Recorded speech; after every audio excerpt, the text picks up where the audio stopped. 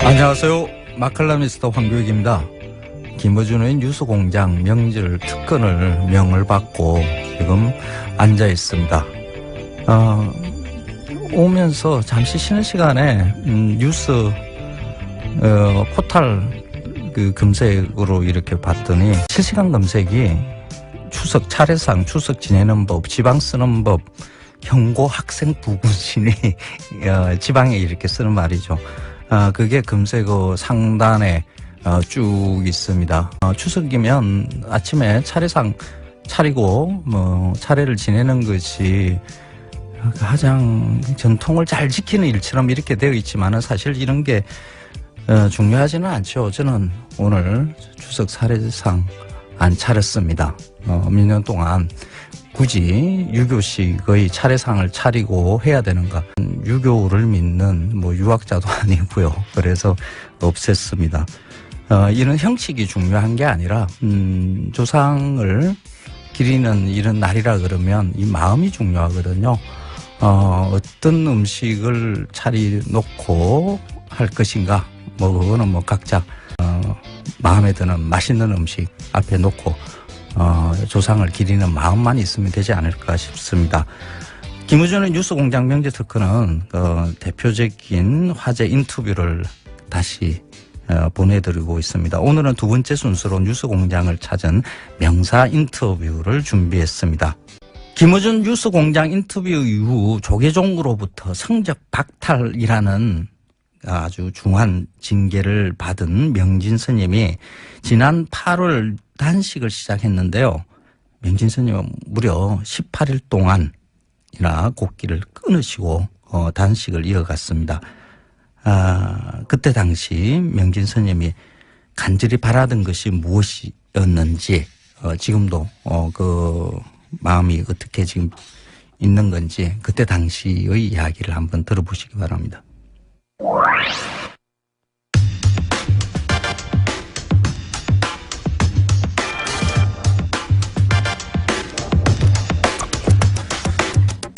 작년 뉴스공장과 인터뷰를 한 이유로 조계종으로부터 성적 박탈 처분을 받았다. 네, 그런 분이 계십니다. 명진 스님, 지금 무기한 단식 중이시죠? 예. 전화로 만나보겠습니다.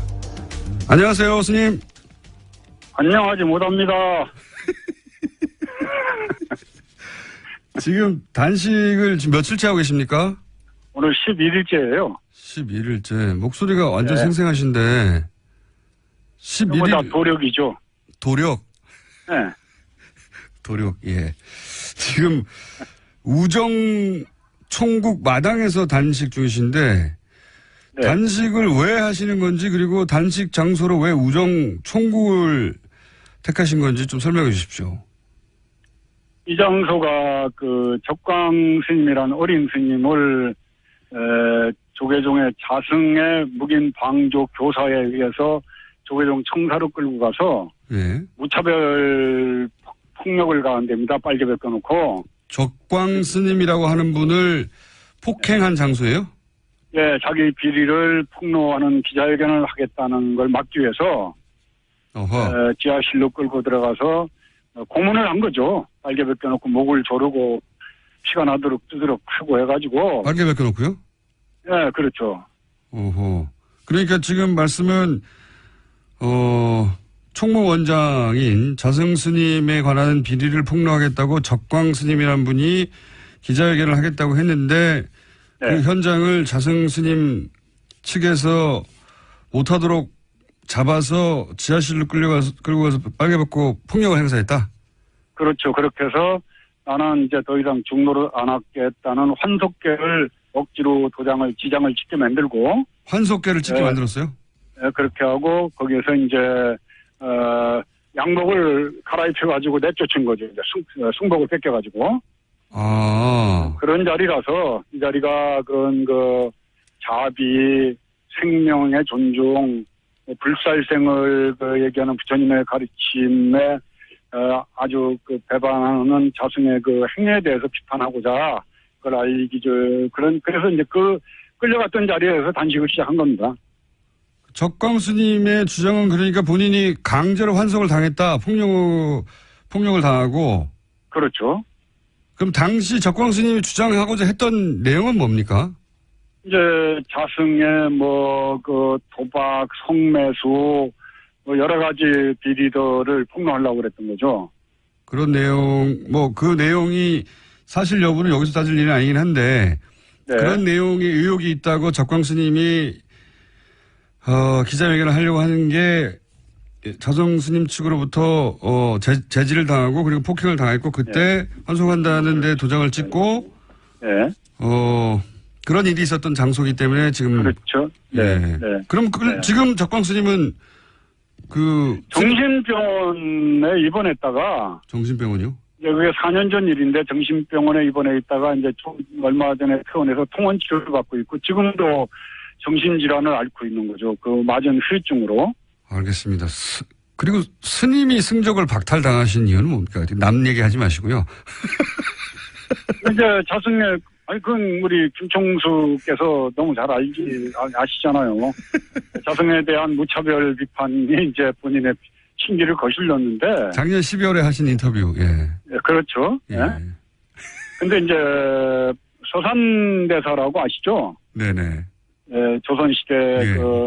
승병장을 끌고 구국에 앞장섰던 아주 참 저희 조계 중에서는 훌륭한 위대한 스님인데 그 스님이 쓴 성가구감이라는 책에 보면은 말세 비구 가운데 부처를 팔아 온갖 나쁜 업을 짓는 무리가 있으며 이와 같은 무리들은 인과를 믿지 않을 뿐만 아니라 죄와 그 죄에 대한 부끄러움도 없다라고 말씀하셨어요. 네. 그러시면서 중도 아니고 속인도 아닌 놈이 박지중이라고 안다 그런 놈을. 박지중. 혀를 가지고도 설법 못하는 이를 벙어리 염소중이라 하였으며 승려의 모양에 속인의 마음을 쓰는 이를 머리 깎은 거사. 지은 죄가 무거워서 꼼짝할 수 없는 이를 지옥 찌꺼기. 부처를 팔아서 살아가는 이를 가사 입은 도둑놈이라고 그런다. 이게 이제 지금 말법 시대 자승과 자승 일당 그 무리들을 칭하는 말이라고 저는 생각을 하죠. 예. 그런 말을 듣고 어떻게 가만히 있습니까? 네. 저희가. 그래도 이게 제적은 좀 심했죠. 네. 자, 그러면은 지금 단식 투쟁을 하시는 이유는 특별히 그 장소를 택해서 하시는 이유는 이제 적광스님에 대해서 진실을 밝혀야 한다는 것과 그리고 본인에 대한 승적 박탈 처분이 부당하다는 것을 지금 말씀하시는 거죠. 또 제가 이명박 시대 강남 한복판에서 공문사. 이명박 정권에 대해서 날선 비판을 했지 않습니까? 네네네. 근데 그때 저를 사찰을 했겠어요, 안 했겠어요? 했겠습니다. 안 했으면은 원세훈이 직무유기를 한 거라고 생각을 합니다. 근데 예. 사찰을 한 내용이 아마 일정한 부분은 확인이 된 걸로 알고 있습니다. 국정원 적폐청산 TF에서 이제 봉온사 퇴출에 국정원이 개입을 했다. 네. 자세한 내용은 아니지만은, 네. 저를 사찰했다는 그런 근거들이, 정황들이 있는 걸로 저는 얘기를 들었어요. 제가 아는 바로는 MB 정권의 고인사, 언론사 간부 등의 증언에 따르면은 네. 국정원이 봉온사에서 스님을 퇴출시키기 위해서 전단팀을 운영했고, 그리고 정기적으로 보고서를 작성했다. 이런 일들이 추정되고 있다. 이런 이야기가 좀 나오고 있습니다. 예. 예. 그러니까 그걸 빨리 좀 조사를 해달라고 촉구하는 것도 그 의미에 지금 단식의 의미에 많이 들어가 있는 거죠. 알겠습니다. 자, 네. 그리고 또 있습니까? 이 단식에서 세상에 알리고 싶은 부분이? 일단은 이명박근혜 시대를 저는 평가하기를 욕망의 시대에서 무치의 시대, 부끄러움이 없는 시대. 잘못이 있으면 부끄러워해야 되는데 네. 온갖 악행을 저지르고 범죄 행위를 저지르고도 뻔뻔한 거, 부끄러움을 모르는 거. 이게 이명박근혜 시대를 상징하는 키워드라고 저는 생각을 해요. 네네. 네, 조계종도 역시 마찬가지입니다. 부인을 감춰놓고 돈을 모으고 폭력을 행사하고 또 가진 악행을 저지르고도 부끄러워할 줄 모르는 그 집단이 돼버렸어요. 그래서 저는 그 조계종의 이 개혁이 더 나아가서 기독교계나 천주교 쪽에도 물론 여러 가지 문제점들이 있으리라고 판단이 됩니다. 그 종교가 세상을 걱정해야지 되는데 세상이 종교를 걱정하는 이 시대가 마감이 되고 종교가 세상 사람들에게 위안이 되고 의지가 되고 위로가 되는 쉼터가 되는 그런 세상이 되기를 바라는 마음으로 단식을 하고 있습니다. 알겠습니다. 종교가 세상을 걱정해야 되는데 세상이 종교를 걱정한다. 네. 한마디로 요약을 해주셨는데 그렇게 하는 이유 중에 하나가 뭐 여러 가지가 있겠습니다만 종교하고 정치가 분리되어 있는데 분리되어야 한다고 헌법에 명시되어 있죠. 그런데 이게 제대로 지켜지지 않는다. 그런 말씀이지 그렇죠. 않습니까? 그러니까 정치가 종교에 개입하는 게 아니라 종교가 정치에 갖다 붙는다 이렇게 봐야 됩니까? 어떻게 해석해야 되죠? 정치권에서는 적당하게 뭐 예산 문제로 예. 종교계에 지원을 해주고 예. 종교계는 표로서 거기에 보답을 하면서 상호 보완 역할을 하면서 같이 타락하고 부패하는 거죠. 다른 종교는 그렇다고 치고 예를 들어서 지금 문제 삼고 계시는 조계종에서 이렇게 뭐랄까요 정치권에 도움을 주고 한 사례들이 있습니까? 지난번 그 대선 때도 자승 원장이 네. 아마 뭐 안철수 캠프에도 또 문재인 그 후보 캠프에도 다 사람들을 넣고 여러 가지로 정치적 작업을 하면서 도와준다라고 이렇게 약속을 한 걸로 제가 확인을 하고 있습니다. 지난 대선 때는 그럼 어떻습니까? 지지난 대선이나 뭐 2007년이나 뭐 2000. 뭐 그때도 마찬가지죠. 이명박 그 2007년 대선 때는 자승 본인이 747 불교 지원단 상임 고문을 맡아서 747 불교 지원단. 이상득을 데리고 다니면서 전국적으로 선거운동을 했어요. 이상득 의원과 함께요? 그렇죠.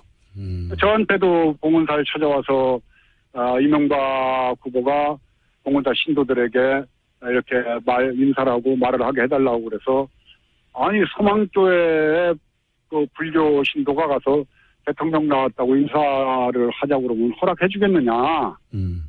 그거는 내가 허락할 수가 없다. 그리고 종교와 정치는 분리가 돼야지 되는데 그런 짓 하면 안 된다라고 이상득 의원과 자승을 놓고 내가 따끔하게 훈계를 해서 돌려보냈죠. 그게 이제 봉은사 퇴출 원인의 시발점이 됩니다. 그리고 그런 얘기도 있더라고요. 자승 원장 측에 그 가까운 분이 청와대 행정관으로 들어갔다. 맞습니까? 네, 그런 걸 통해서 뭐 행정관, 문화관광부의 종무관, 국립공원관리공단의 감사, 에너지공단의 또 감사, 뭐 곳곳에 틈만 남은 자기 사람을 갖다 심는 것도 확인을 했습니다. 그랬었군요. 그래서 이제 그것까지 포함해서 종교는 종교로 돌아가자고 주장하시는 거고. 그런데 지금 단식하시는 장소 인근에 맞불 천막이 있다면서 이건 무슨 일입니까? 네. 그 뭐 단식하는 바로 앞에다가 천막을 쳐놓고 제가 많이 보이는 거기에서 빵도 먹고 뭘 먹어가면서 저를 이렇게 약을 올리는 것 같아요. 그 맞불 천막은 스님과 반대되는 의견을 가지신 스님들이 또 단식을 하는 게 아니라 거기서는 밥을 먹어요? 네, 거기서 먹어가면서 저를 보고 싱글싱글 웃고 그래서 어제는 그쪽에 가가지고 제가 짜장면 시켜줄까 그러고 왔습니다. 아니, 짜장면이 제일 먹고 싶거든, 단식하면은. 아니, 열 하루 되셨는데 이렇게 생생하십니까? 그거 다 도력이죠, 뭐. 도력. 지금 계획은 얼마나 하실 예정이십니까? 일단 저는 뭐 기한이 없기 때문에 내일 그만둘 수도 있고 또 뭐 제가 쓰러질 때까지 할 수도 있고 하기 때문에 그거는 전체 정황 돌아가는 거 보면서 결정할 예정입니다. 이렇게 이제 단식을 하시고 시간 좀 지나면 스님이 주장하시는 바에 공감하는 분들이 동조 단식도 하고 그런 일도 벌어지지 않습니까? 네, 효림 스님이라고 사회활동도 열심히 하셨던 분이 지금 옆에서 4일째 오늘 단식을 하고 있고, 이제 전국 선언내 스님들도 움직이고 있기 때문에 굉장히 낙관적으로 보고 있습니다. 알겠습니다. 지금 우정 총국 마당에서 단식 중이신 명진 스님과 인터뷰하고 있는데 저희가 오늘은 시간 여기까지 해야 될 것 같은데 앞으로 또 변화가 있거나 또 새로운 상황이 생기면 다시 연결하겠습니다만은 오늘 이 인터뷰 마지막에 혹시 청취자분들에게 혹은 불자분들에게 하실 말씀 있으신지? 단식을 해보니까 짜장면이 그렇게 먹고 싶어요. 그래서 우리 김총수가 단식 끝나고 나면 짜장면 꼭대기로 한 걸 사주십시오. 아니, 시청자 여러분께 어떤 뭐 이렇게 의미 있는 한마디 이런 거 말고 짜장면 사달라고요? 아니, 배고파요. 한 열흘 굶으니까 배고프죠. 시청자 여러분들, 한국 사회가 좀 더 밝아지려면은, 대통령 한 분 바뀌었다고 그래가지고 저는 세상이 바뀔 거라고는 생각 안 합니다. MBC, KBS, 또 노동의 현실까지 다 해서 쌓여있는 적폐들이라는 게 한순간에 없어지겠습니까? 각국 각처에서 정말 우리가 어둡고 정말 음습하면서 어려웠던 과거의 이 부패들을 청산하는데 앞서 나가는데 제가 조계종부터 개혁을 해서 여러분들에게 정말 정의가 이기는 모습 꼭 보여드리겠습니다. 성원해 주십시오. 감사합니다. 알겠습니다. 오늘 말씀 감사합니다. 네, 감사합니다. 건강하시고요. 네. 지금까지 명진 스님이었습니다. 네. 명진 스님께 지지를 보내고 싶은 청취자분들은 시민 108만 명 서명운동을 하고 계시다고 하니 거기 동참하시면 될 것 같고요. 그리고 저희는 반론기도 항상 구정하고 있습니다. 맞불 텐트에 계신 분들이나 혹은 자승 스님 쪽에서 반론이 있으시면 연락 주십시오. 항상 반론권을 보장합니다. 단식 10하루째 나는 날에 명진 스님의 목소리라고는 믿기 힘들 정도로 이렇게 힘이 있고 강단이 있습니다. 역시 도력이 대단하신 분입니다.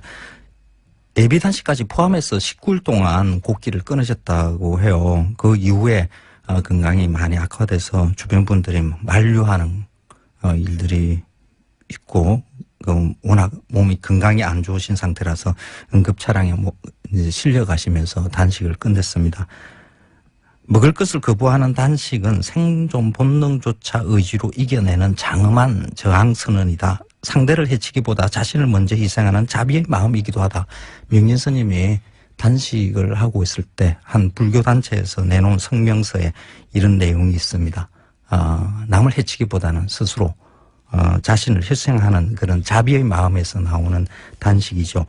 명진 스님 건강 많이 회복하시고요. 짜장면 드시겠죠? 유수공장에 또 찾아주시면 고맙겠습니다. 김우전 유수공장 명절특근 오늘 두 번째 마련한 인터뷰는 유수공장 최초로 부자가 같이 나오셔가지고 인터뷰를 하셨어요. 굉장히 재밌었습니다. 요즘 축구가 인기 없는 이유에 대해서도 설명을 해 주셨는데 한국 축구의 전설이죠.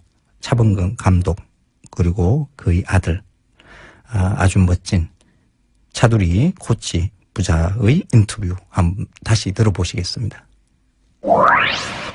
저희가 매우 드물게 스포츠 시간을 한번 마련했습니다. 현재 U20 월드컵 대회가 열리고 있죠.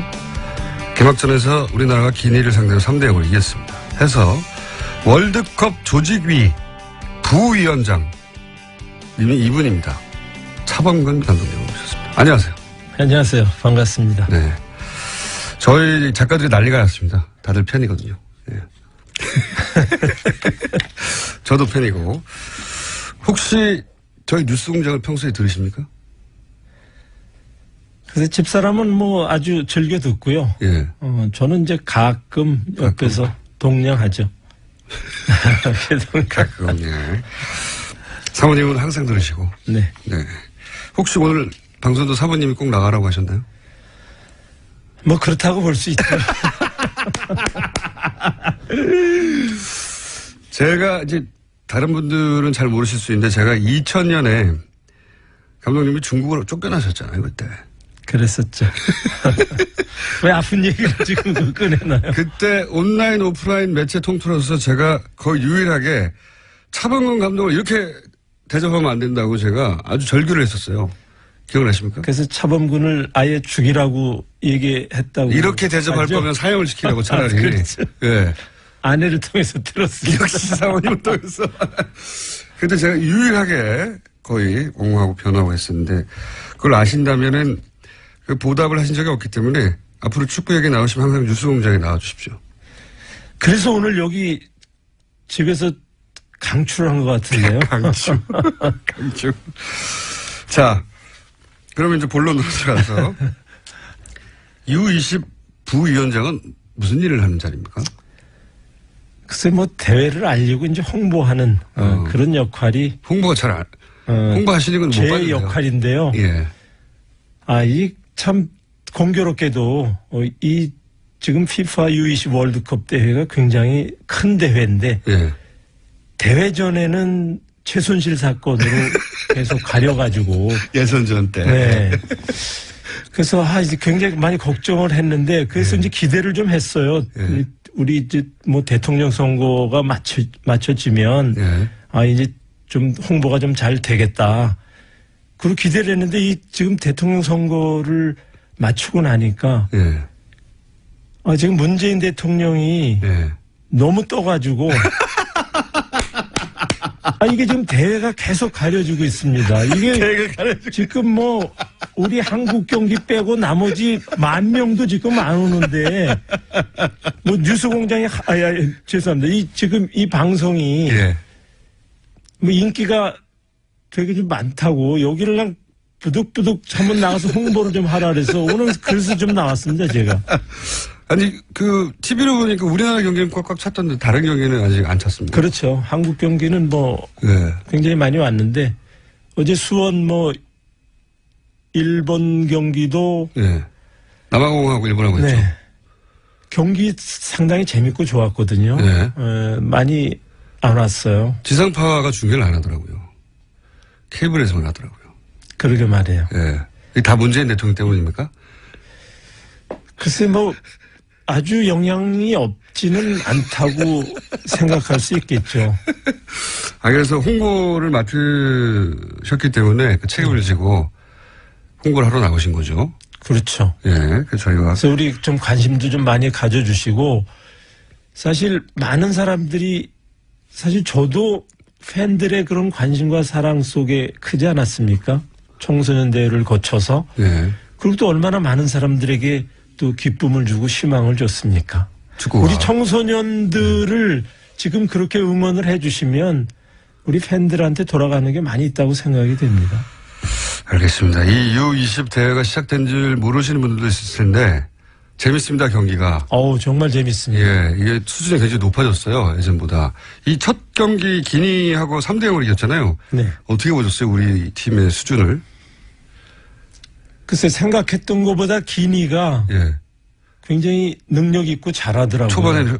초반에 상당히 경기 진행이 좀 어려웠었는데, 그러나 뭐 심태용 감독이 팀을 맡아서 그 짧은 시간이지만 굉장히 많은 변화를 일으켰고 첫 경기 어쨌든 우리 이승우 선수가 기대했던 대로 첫 골을 열면서 뭐 마지막 이제 3대0으로 이겼는데 아주 시작을 굉장히 잘해줬다고 생각이 되고 이런 자신감이 앞으로 레이스에 많은 그 영향을 주지 않겠나 저는 그렇게 봅니다. 그렇군요. 이 대회 해방군이 대통령이라고 하셨는데 이승우, 백승호 주목받는 선수들이잖아요. 어떻게 평가하세요? 그렇죠. 이승우, 백승호 선수는 사실 우리 축구상 출신들인데. 그래요? 그렇죠. 차범근 축구교실 출신입니까? 축구상을 받았던. 축구상을 받았던. 차범근 축구상을 받았던. 미리 알아보고 감독님 주셨군요. 뭐 그 위에 황희찬 선수도 지금 잘하고 있고. 이승우 선수는 사실 저하고는 좀 다른 스타일인데. 그렇죠. 상당히 좀 뭐랄까 예측하기 어려운 그런 선수예요.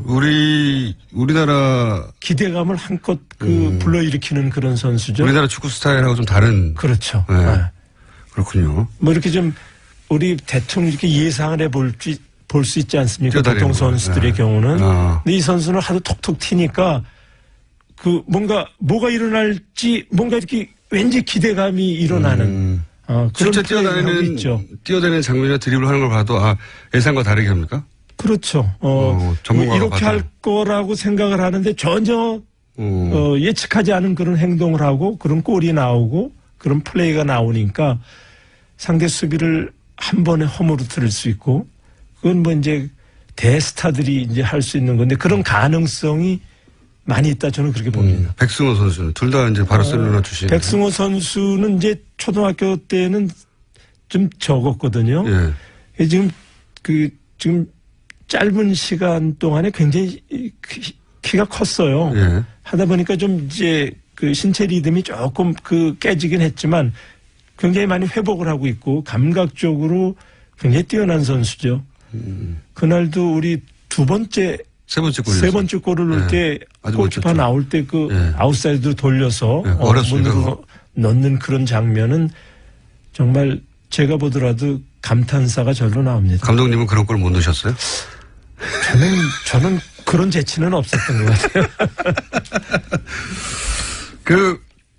현재 U20 팀의 전체적인 기량 조직력으로 볼 때 전망 어떻게 보십니까? 우리 팀이 어디까지 갈까요? 물론 이제 지금 U20 대회에 한국 빼고 23개 팀이 한 팀이라도 이렇게 얕볼 수 있는 팀은 없죠. 다 능력이 있는데 특히 이제 아르헨티나, 잉글랜드, 기니, 우리 조가 아주 죽음의 조 아닙니까? 또 실제로 잉글랜드, 아르헨티나전을 보니까 아르헨티나가 잉글랜드에 3대0으로 지긴 했지만 역시 만만한 팀이 아니더라고요. 그래서 저는 예선전을 잘 넘기면 이미 조 추첨 때도 얘기를 했지만 저는 4강 이상 성적을 내심 기대하고 있습니다. 일본 항상 전통의 라이벌인데 일본 경기는 어떻게 보셨어요? 어제 일본 경기 있었는데. 일본 기량은 어떻습니까? 일본은 우리하고는 좀 다르죠. 우리는 좀 더 파괴력이 있고 선이 글쎄 어쨌든 공격을 만들어가는 그런 과정이 아주 부드럽고 섬세하고 이런 부분이 우리하고는 조금 좀 다른 것 같아요. 전통적으로 미들이 강하다 항상 일본은 여전히 그런가요? 수비에서부터 공격을 전환해 가는 그런 플레이가 요즘에 선진 축구에게 조별 축구를 우리가 많이 얘기를 하는데 아주 전형적인 그런 축구를 하고 있고 좀 마무리 과정이 조금 아쉽긴 하지만 얕볼 수 없는 우리하고 붙으면 어떻게 될까요? 한 번 이기고 한 번 진 것 같은데 제 기억에는. 글쎄 이제 우리가 저기 홈이니까 지금과 같은 그런 기세라면 전 충분히 압도할 수 있다 이렇게. 자, 이 U20 이야기는 일종의 이제 저희 미끼죠. 미끼고 본론 중에 하나는 지난주에 손흥민 선수가 말이죠. 21골을 넣었어요. 네, 그래서 온 언론에서 이제 차범근을 넘어섰다느니 이런 얘기를 하고 있습니다. 저 개인적으로는 어림도 없다라고 생각하는데 아직 개인적으로는 그렇게 생각하지만 당사자의 얘기를 직접 들어봐야 되는 게 아니냐. 그래서 제가 또 모신 것이기도 하거든요. 저 요새 그런 질문도 많이 받고 엄청 많이 받으시죠. 공식적으로야 정말 재밌습니다. 그리고 숨겨져 있는 이름을 자꾸 이렇게 우리 손흥민 선수가 들춰주니까 너무 좋아요. 손흥민 덕분에 차범근 이름이 계속 나오기 때문에 계속. 그래서 앞으로 우리 손흥민 선수가 그 숨겨진 그런 것들을 굉장히 많이 찾아줄 것 같은 기대감이 있습니다.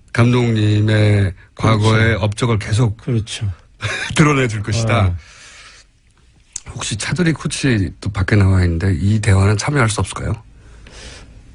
글쎄, 제 3자가 아무래도 좀 보는 그러니까요. 당사자보다는 그래도 밖에 계신데 저희가 들어오실래나 안 들어오실래나.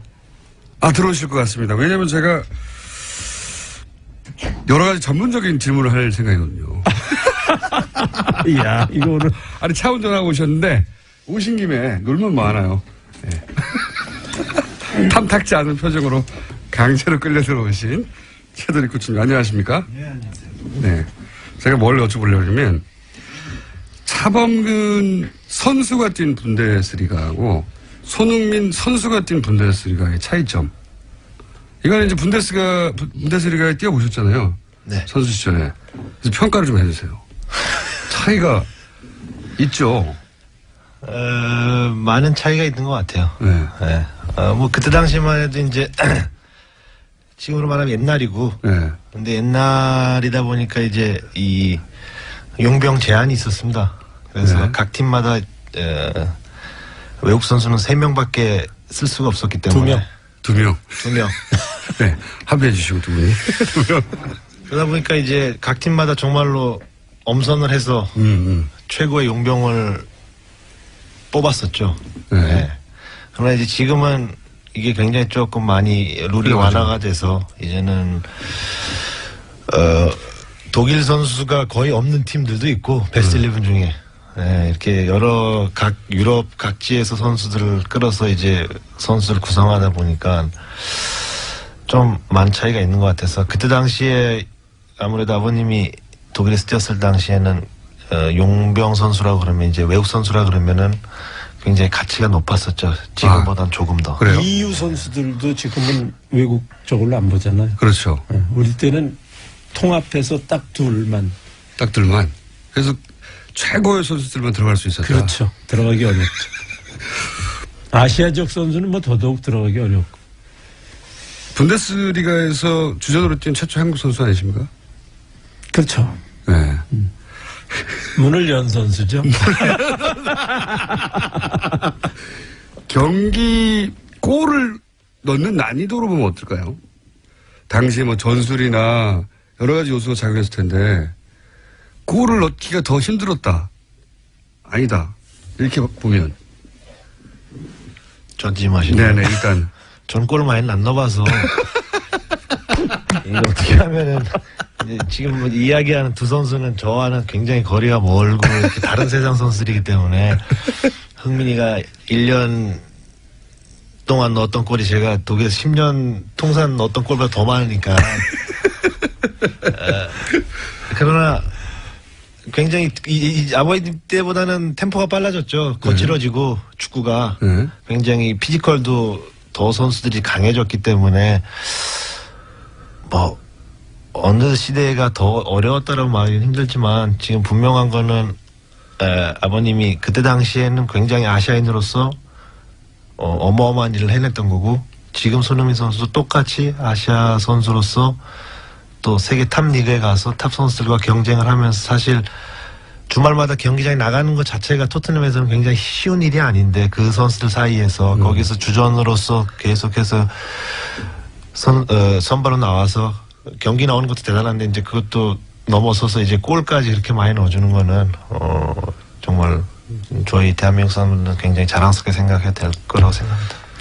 우리 때는 이제 맨투맨 수비를 해가지고 따라다녔기 때문에 사실 쉽지가 않았어요. 골을 넣기 더 어려웠다 그때가. 그렇죠. 따라다녔거든요. 태클도 더 심했죠 그때가. 그래가지고 하도 나를 잡아뜨려가지고 이제 슈투트가르트하고 경기를 하는데 그 슈투트가르트의 센터업이 카라인드 페어스터라고 국가대표 독일 국가대표 맨투맨 수비수거든요. 나를 한 10번 정도 잡아뜨리더라고요. 한 경기에서? 네. 그래서 태클 한번 딱 했더니 옐로 카드를 나한테만 내밀더라고요. 상대가 한 거는 옐로 카드를 안 주고요. 그게 10년 동안에 제가 딱 옐로 카드 하나 받은 게 바로 그때 사건입니다. 10번 당하고 화가 나가지고 한 번 했는데. 그러니까 심판 판정에 있어서도 눈에 보이지 않는 불리함이 있었다. 그리고 독일 국가대표하고는 아무래도 우리하고는 좀 그런 어딘지 모르게 그런 게 좀 있죠. 있었죠. 그리고 이제 맨투맨이었기 때문에 그때는 힘들었죠. 훨씬 더 골을 넣기가 힘들었다. 그렇죠. 공격수들이. 네. 그렇기 때문에 감독님의 골이 훨씬 더 가치가 순도가 높은 거죠. 아니 그렇게 얘기할 수는 없고. 아니 골 수도 비교해 보니까 그때보다 요즘 골이 더 많이 들어가더라고요.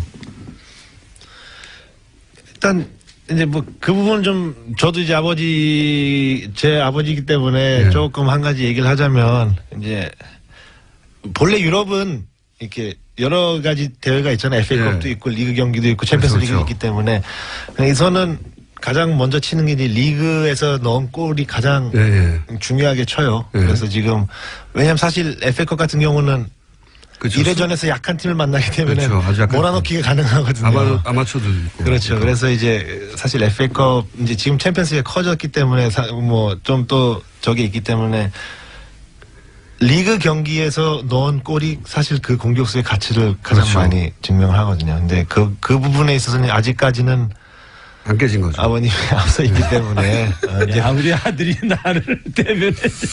흥민이가 그걸 또 동기부여 삼아서 그 기록마저도 깨서 아버님이 자꾸 좀 이름이 올라가고 다시 어린 친구들한테 초등학생들한테도 차범근이라는 사람이 어떤 사람인가 자꾸 좀 알려줬으면 좋겠어요. 이건 어떻습니까? 당시 분데스리가가 세계 최고의 리그였다라는 말들을 지금은 하잖아요. 사실인가요? 그렇죠. 그때 우리가 우에파 4강전에 다 독일 팀이었어요. 네 팀이 다. 지금으로 치면 챔피언스 간접적으로, 그렇죠. 간접적으로 얘기하면 이제 그거를 통해서 우리가 알 수 있죠. 4강이 다 독일 팀이었군요. 네. 세계 최고의 리그 맞아요. 그렇군요. 거기서 리그에서는 골을 아직 손흥민 선수가 깨지 못하고 있다. 그러나 뭐 조만간에 깨질 거예요. 왜냐면 나는 26살이라서 한 36살까지 공격수로는 내가 한 6년 반 정도 뛰었고 나머지 이제 수비 쪽으로 내려와서 넣은 거니까 이제 지금 손흥민 선수가 19살에 가서 지금 26? 지금 뭐 한참 좋을 때니까 충분히 넘어갈 수 있죠. 계속만 뛴다면. 골을 넣을 때마다 한편으로 그런 생각하십니까? 넘어가지 마라. 아니. 그게 섭하게 그런. 만약에 감독님 지금 현재 그러니까 그때의 기량으로 지금 현재 EPL에 가면 어떨까요? 일단 아들의 평가를 듣고 싶습니다. 그때 기량과 그때 스태미나 그때 피지컬로 지금 EPL에 간다. 플레이 스타일은 굉장히 EPL하고 맞는 플레이 스타일이죠. 스페인 쪽보다는 EPL 쪽하고 굉장히 어울리죠. 스피드가 있고 굉장히 파워풀하고 이렇게 돌진해서 나가는 그런 공격수이기 때문에 뭐 흥민이만큼 손흥민 정도는 중간에 이게 끊겨버렸는데요. 계속 이어지는 인터뷰 내용은 팟캐스트나 홈페이지 오시면 들을 수 있습니다. 차범근 선수가 지금 다시 그 젊었을 때의 기량으로 분데스리가 나간다 하더라도 지금 정도의 성적 충분히 올릴 수 있을 거라고 저는 봅니다. 우리는 그때 당시에 차범근 감독의 활약을 눈으로 이렇게 보지 못했거든요. 그냥 뉴스 신문으로만 이렇게 봤는데 어마어마한 선수였죠. 손흥민 선수도 지금 정말 어마어마한 선수고요. 뭐 국정농단 탄핵 대선 뭐 이런 뉴스들 때문에 그 뉴스공장이 축구 얘기나 뭐 야구 뭐 이런 이야기를 하다가 거의 하지를 못했습니다. 김우준 뉴스공장에서도 이런 축구, 야구, 스포츠 뉴스들 이야기들 많이 하는 그러면 좀 좋겠습니다. 고속도로 상황 알아보겠습니다. 한국도로공사 김혜란 리포터입니다. 네, 고속도로 기존의 정체 구간을 중심으로 차량대 속도 크게 떨어져 있습니다. 외곽 쪽으로 총 150km 구간이 정체인데요. 경부고속도로와 서해안고속도로 위로 교통량 몰려 있습니다. 먼저 경부고속도로 부산 쪽으로 서울을 빠져나와서는 죽전부터 정체가 시작됩니다. 신갈분기점까지 어렵고 다시 기흥 동탄에서 오산 부근까지 더디게 지납니다. 충청권으로도 교통량이 꾸준한데요. 안성에서 입장 부근, 천안에서 천안분기점, 다시 목천 부근에서 천안 천안휴게소까지 총 19km 구간이 밀립니다. 이 밖에 천안 논산간고속도로 논산 쪽으로는 남천안부터 속도가 안 나는데 차량 터널 통과하는 데까지 10km 구간이 어렵고요. 서해안고속도로 목포 쪽으로는 금천과 비봉 지나기도 어렵지만 발안에서 서해대교까지 17km 구간에서 교통량 집중되어 있습니다. 고속도로 정보였습니다. 국도 상황 알아보겠습니다. 경기도 교통정보센터 박유미 리포터입니다. 네, 이제 구간 차가 늘기도 하고요. 중부고속도로 주변으로는 짧은 구간이지만 밀리기 시작했습니다. 3번 국도 장원 방면으로 광주 쌍동 나들목을 통과할 때 정체인데 시속 20km 미만의 속도고요. 이천 진암 삼거리와 선읍 삼거리에서는 충주 쪽으로 구간 서행입니다. 이렇다 보니까 17번 국도에서도 용인 지역을 통과할 때 전체적으로 소통량이 많습니다. 평창리와 원삼 사거리, 가재원리까지 모두 진천 쪽으로 차 간격이 좁고요. 서해안고속도로 옆으로는 39번 국도 당진 쪽의 흐름이 원활합니다. 아산만 방조제를 전후로 아직은 밀리는 곳 없이 수월하게 이동하고 더불어 교차하는 34번 국도, 32번 국도, 삽교천 방조제와 당진 나들목 부근 지나기도 좋은 상태입니다. 경기도 교통정보센터였습니다.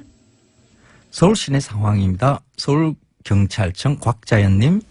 네, 서울시내 추석 당일인 만큼 일찍부터 움직이는 차들이 많습니다. 30분 전보다 차가 많이 늘었습니다. 외곽과 연결되는 길 중에서는 동부간선도로 상계권 정체가 눈에 띕니다. 수락 지하차도와 월계 1교 사이 양방향 이동하는데 20분 정도 걸리고요. 의정부 쪽으로는 월릉교부터 속도가 떨어집니다. 북부간선도로는 묵동 나들목을 중심으로 신내 나들목과 하월곡 쪽으로 각각 속도를 줄이고 있고요. 내부순환로는 성산대교 쪽으로 정릉동 일대 서행이고 성수대교 쪽으로는 이제 연희램프에서 홍지문 터널까지 정체라 이 구간 통과하는 데는 20분 정도 걸리고 있습니다. 김어준 뉴스 공장 명절 특근 도움 주시는 분들 소개해드립니다. 고향 가는 길 안전운전이 최고의 보험입니다. 득케인 손해보험 에듀카. 도착은 빠르게 가는 길은 편하게 U+1 원대비. 귀성길 피곤할 땐 든든한 비락스키로 재충전. 깨끗하고 안전한 에너지로의 전환 한국지역 난방공사. 국민과 함께하는 든든한 행복 에너지 한국전력. 생활 속 불합리한 차별 법제처에 신고하세요. 차별법령신고센터. 올해에도 가족을 위해 국가 건강검진 꼭 받으세요. 국민건강보험공단 서민의 약사님 안녕하세요. 혜인아.